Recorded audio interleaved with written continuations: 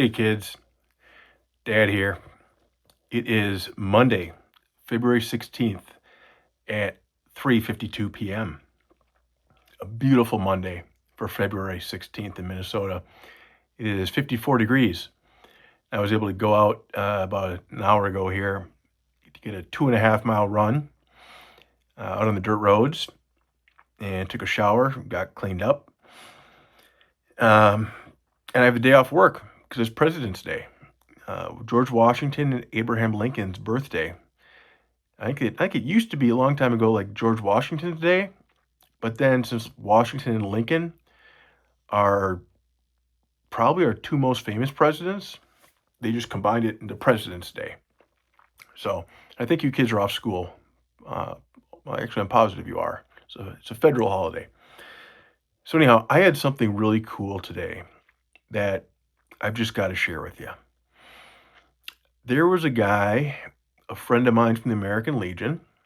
His name is Larry. And I got to know him when I was at the Apple Valley American Legion. He was in the Sons of the American Legion with me, and he was a fantastic person. I didn't really know him that well, but we both worked, at the Legion. We both went to all the meetings and we volunteered and just tried to help out doing what we could do. And the Sons of the American Legion, they're a little bit of a smaller group of the American Legion, where what they are is they are people who have a father or a grandfather, somebody in their family basically, who was a veteran. And obviously, both of my grandpas were veterans, so I qualify. So I can be a member of both the American Legion and Sons of the Legion. And I really liked the Sons of the American Legion because there was only about 15 of us. So when I showed up to that group and said, "Hey, what can I do to help?" They actually said, "Oh, we're having a meat raffle this Saturday. Do you want to come down and help out with the meat raffle?" I said, "Sure." So they had more things I could do to help. Whereas the regular American Legion, there's like 70 people. So you say, "What can I do to help?" They're like, "Oh, we already got somebody to do everything." So anyhow, I ended up being a chaplain for the Sons of the American Legion. And I went to the meetings and I just, did my best to help out with whatever I could do. I'd been doing that for about a year. And last winter, winter of 2024, November, December of 2024, I knew I couldn't stay in that apartment in Eagan much longer because I had to start paying a bunch of money to some things. So I knew I wouldn't be able to pay for the rent. So I knew I had to find a new place to live right after Christmas. And I was stressed about it, obviously.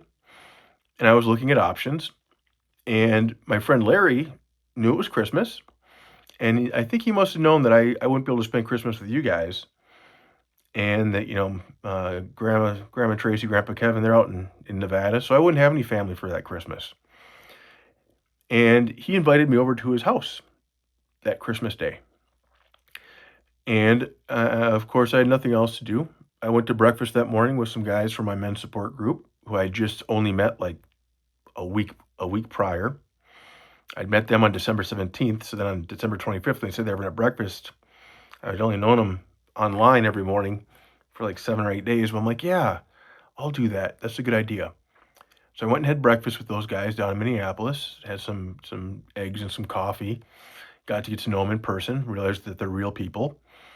And then I went over to my friend Larry's house, and it was him and his a lady that he's been living with for a while. Not his wife, but they're basically married. And they both had some of their kids come over and grandkids come over. They're a little older than me. They're probably getting close to age 60. So they had their kids and their grandkids. And I was just their friend and their guest. And it was really nice because I got to kind of be part of a family Christmas that year in 2024. So 2 Christmases ago. And I was really happy and really grateful. And it was nice because, I'd stopped drinking alcohol at that point. But I'd only stopped drinking alcohol for about 7 days at that time, 7 or 8 days. And I was obviously, that was an adjustment for me. And then also just not having family would probably been a very lonely, sad Christmas for me, to be honest. But he invited me to his family home. And I remember spending the afternoon and they're, the kids and the grandkids are opening presents. And we're having a nice meal, and then we're playing some family games after the meal, and Larry shows me his basement, and down in his basement, he's got this really cool. It's like a built-in bar with like a sink and a stove and a microwave and a big fridge, and he's got this big giant TV on the wall and a nice big couches, and there's a bathroom down there, and there's a little guest room down there. I'm like, wow, this must be fantastic for entertaining. And he's like, yeah, it really is. We get a lot of use out of it in the summer, but in the winter we really don't use it that much. We kind of stay up on the main level. And he looks at me and says, would you be interested in living here for a bit? And I was like, what? He's like, yeah, we have this empty guest room and this bathroom, and if you'd like it, for the next until spring, you can come live here, and just kind of get back on your feet and whatnot. Because he knew about the divorce, I think, and he knew it was tough for me at that time, and I was it was wow, you know that would be fantastic. So I moved in there in Rosemount and lived with him in his guest room in the basement. I had a nice big basement space to myself, so I was able to work remotely. I brought a little desk over there, and I was able to sit in the desk and do my work during the day. And in the evening, I'd go do some jujitsu, and then maybe watch some TV before bed, and then have the guest room for bed to sleep in. And it was nice. And I was there from January 1st of 2025 up until May 1st of 2025. And then I moved into a house in St. Paul with some roommates. And during that time, I paid Larry. He was going to let me live there for free, but I said I can't do that. I got to pay you something. So I gave him a couple $100 a month for rent, and it was good. It was a very nice arrangement. And I got to know him and his. I'll call it his wife. It's basically his wife, Lori. Um, Even though they weren't officially married, I don't think. But I got to know them very well. I got to know their family well, and it was the kindest thing. And it was almost kind of one of those God things where it's just um, God must have opened up that basement and put something in his heart, and knowing that I needed it, and I felt so honored and touched by it that I made sure that every day I woke up and I did the next right thing because I sure didn't want to let Larry down. So anyhow, in May of 2025, just past May, I moved out. I wanted to be respectful and give them back their space. And I moved into that house in St. Paul. And I kept doing, the next right thing. And um, praying every day, kept doing that. And things started, increasingly getting better and better every day, And all of a sudden, I'm increasingly surrounded by this family and these friends of people that really supported me in so many ways over this past year. So anyhow, and I know this video is going to be long, but it's worth it because I had to tell you about Larry. He's one of those special people that I'm deeply grateful for. So anyhow, I still talk to Larry on the phone, and maybe every month or two. We'll connect and just how you doing, how's it going, kind of thing. And, so he called me today, and I missed the call, but I called him back after my run. And I said, hey, how's it going, Larry? How you been, man? And he's like, yeah, not bad. How you doing? And I'm like, yeah, it's good. I just finished a run down here, still down here at Bravo Zulu House. And he was like, yeah, well, me and Lori are back in town, and let me know next time you're in the Twin Cities. And I'm like, yeah, I'm gonna be up there this Friday to see the kids. So maybe Friday night I'll stop by your place if you guys are around, and we can have a soda and watch a little bit of hockey or something, the Olympics, and catch up a little bit. And he's like, yeah, I think we'll be around on Friday. That'd be awesome. And then he says, and I meant to ask you, I have a friend who has a car. It's a high mileage Honda SUV, but it runs really well. And she's a coworker, and she's wondering if there's anybody if she could donate it to Bravo Zulu House. And I said, oh, wow, that could be amazing. Because what's going to happen now, and I talked to my boss here at Bravo Zulu House. What can happen here is this gal, Larry's coworker, can donate her car to Bravo Zulu House, and it's probably worth a few $1,000s. It's an older vehicle, a lot of miles on it, but it still runs. It's reliable. Maybe it's not the nicest, newest, shiniest car, but that's okay because it runs. And we get a lot of guys who are Bravo Zulu House. About half the guys who live here, they come here, they don't have a car because they probably got in trouble from drinking, and they probably had their car taken away by the police for drinking and driving. So we've got a couple of guys that's been the situation. So we have a guy very good friend of mine, the guy who I had met when he first came here from North Carolina. And he's kind of part of the reason I came down here because he was a good kid trying to do the right thing. And I was so inspired by him that when Bravo Zulu House invited me to come down here and be the house manager, I said, well, it's a chance to help this kid out. Yeah, I got to do that. I got to say yes. So anyhow, this kid, he's coming up on about being 6 months sober now. 6 months of no alcohol, doing the next right thing, next right thing, next right thing. And he should be getting his driver's license back pretty soon. So what's going to happen potentially is this friend of mine, his coworker is going to donate the car to Bravo Zulu House. And Bravo Zulu House then, once this resident here gets his driver's license back, we will have a car ready for him. And we will charge him $1. He will pay $1 to Bravo Zulu House, and we will transfer the title to him. And then this kid, who's been riding an e-bike, an electric bike to work, 11 miles back and forth almost every day for since last fall, since last September, he should be able to have a car this spring that'll just be gifted to him.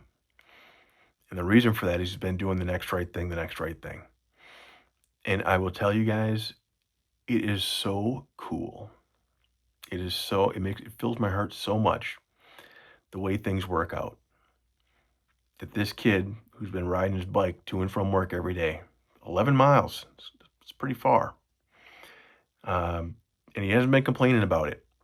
And in the really cold winter months, there were some days, yep, he'd ask me if I'd give him a ride, I'd give him a ride. Or he'd ask one of the other one or two guys here who had a car to give him a ride. We'd give him a ride when we could. But he wouldn't complain about it. He'd put on his snowsuit in 2 feet of snow and jump on his bike if he had to. And he's been doing really well at work. He's been doing really well at not drinking alcohol, not doing any drugs. He's getting his life back together. And have it be where an old friend of mine, Larry, knows somebody looking to donate a car, and the fact that Larry thought of me and thought of Bravo Zulu and said, I should call Ryan and see if they'd be interested. And then I could say, yeah, that'd be awesome. And the timing might actually be great. It's a pretty wonderful feeling. It really is. And it kind of reminds me about what I'm doing down here. And it's funny because I was just praying just last night before bed. I was praying. I said, Dear Jesus, boy, is it okay if I pray to you, Jesus? I don't want to leave out God. I don't know if you are God, but I trust you'll give me a sign. Because I didn't want to just pray to only Jesus if that'd make God feel jealous. But then today, after that prayer last night, get somebody looking to donate a car because he thought of me, wanted to donate a car down to the house here, and having another guy, resident here, who's been doing a really good job, having him be about ready for a car. It's a little sign maybe that it's okay to pray to Jesus, that God won't get offended if I just say Jesus when I pray. So yeah, and the fun part of the magic of it is this resident down here, he may, in a couple of weeks here, have a nice new car in the parking lot that drives, that runs, that all he's got to do is put gas in it, put some oil in it, put some gas in it, keep the tires full of air, and he can get to and from work with that thing. He can go to the grocery store with that car. He doesn't have to ask somebody to help give him a ride, or ask when I'm going or when somebody else is going, and then jump in with us. He'll have his own car. And he'll never know how that happened. He'll never know where that car came from. He'll never know whose car it was. And I'll have a chance to just smile at him and say, that's the way God works, man. You do the right thing, you do the right thing, you do the right thing. You pray, and God moves all the chess pieces on the board and lines them up, and good things happen. Because that really is the truth of it. So I may have had a chance here where I was a bit of a middleman. Maybe this particular vehicle, came through Larry's coworker, and Larry thought of me, and so she gave it to Bravo Zulu House instead of giving it to some other organization. But I was just a small little piece in that puzzle of how ultimately I believe Jesus, God, said, you know what, this kid, this resident, he deserves a blessing. And my guess is, well, I can probably guarantee it's not gonna be the nicest car in the parking lot. But I can guarantee that for this kid, it'll probably be the nicest car he's ever gotten. And he probably got a car. He probably just, I guarantee he's owned cars that were nicer cars. But this will be the car that he's the most grateful for. Because when you don't have a car, sometimes an old high mileage, old beat up car, that can mean everything. So anyhow, I would challenge you kids, because I'm not going to tell this resident that I knew anything about this car. I would challenge you kids sometime to do something kind for somebody and don't get caught. Keep it a secret. Don't tell them, hey, I did this for you. Just do that act of kindness and don't get caught, and see how it makes you feel. Because today I'm getting the chance to experience, it's pretty amazing. Feels a heck of a lot better than if I said, oh, hey, Hunter, guess what? I think I got a line on the car for you through a friend of mine. Yeah, I don't think they'd feel the same way. But right now, this feels awesome. So there's your challenge, kids. If you made it to minute 16 of this video, this long-winded one, hope you have 2 takeaways. One, Larry, awesome person who played an incredible part of my journey. It's the reason I'm healthy, happy, joyous, free today, doing well, doing some good, hopefully, in the world for at least a few people. And number 2, do something kind without getting caught. I love you kids so much. We'll see you in a couple days.